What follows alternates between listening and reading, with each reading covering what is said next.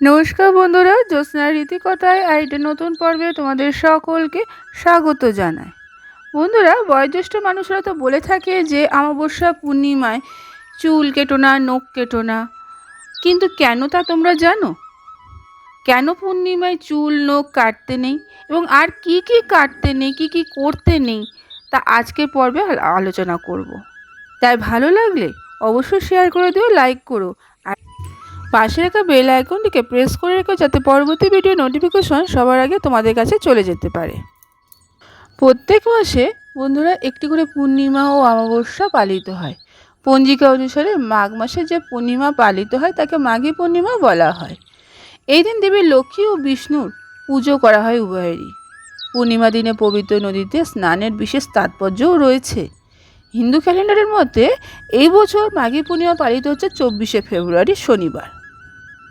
কথিত আছে এই বিশেষ পূর্ণিমার দিনে স্নান, দান, মন্ত্র জপ করার বিশেষভাবে গুরুত্বও রয়েছে।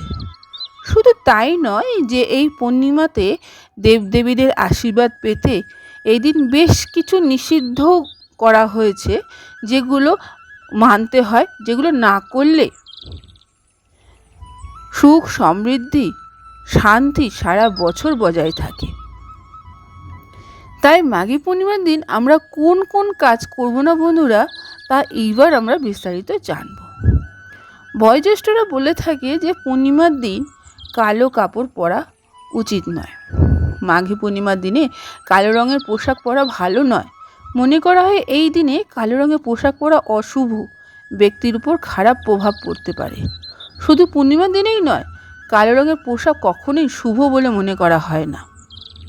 আবার এও বলা হয়ে থাকে যে বন্ধুরা, যে পূর্ণিমার দিন আমিষ খাবার খাবেন না, নিরামিষ খাবার খাবেন। এটা বিশ্বাস করা হয় যে মাঘ মাসে তামসিক খাবার না খাওয়াটাই বুদ্ধিমানের কাজ। এই দিনে তামসিক খাবার খাওয়া অশুভ বলে মনে করা হয়। তামসিক খাবার খাওয়ার সঙ্গে সঙ্গে নেশা জাতীয় দ্রব্যও এড়িয়ে থাকা উচিত। বন্ধুরা, এও বলা হয়ে থাকে যে পূর্ণিমার দিন কখনো রাগ করবে না, রাগ করা উচিত নয়।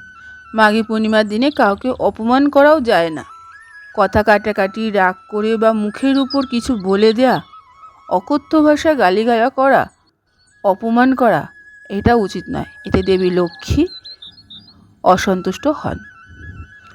আবার পূর্ণিমার দিনে চুল নখ কাটতে বারণ করে সবাই, কারণ এটা শুভ নয়, অশুভ। এদিন দাড়ি কাটা ঠিক নয়। কথিত আছে এতে পূর্বপুরুষরা রুষ্ট হন।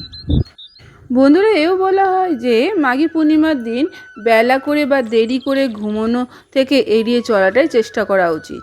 পূর্ণিমা তিথিতে ব্রহ্ম মুহূর্তে সকালে ঘুম থেকে ওঠা সবচেয়ে শুভ বলে মনে করা হয়। ব্রহ্ম মুহূর্তে না জেগে থাকেন অন্তত দীর্ঘ সময়ের জন্য ঘুম থেকে এড়ানো উচিত। তাহলে এটা শুভ বলে মনে করা হয়। আজকের পর্বটি এখানে শেষ করলাম। আরেকটি পর্ব নিয়ে তোমাদের কাছে পরবর্তী সময়ে আবার হাজির হয়ে যাব। ততক্ষণ তোমরা ভালো থাকো, অপরকে ভালো রাখতে সাহায্য করো।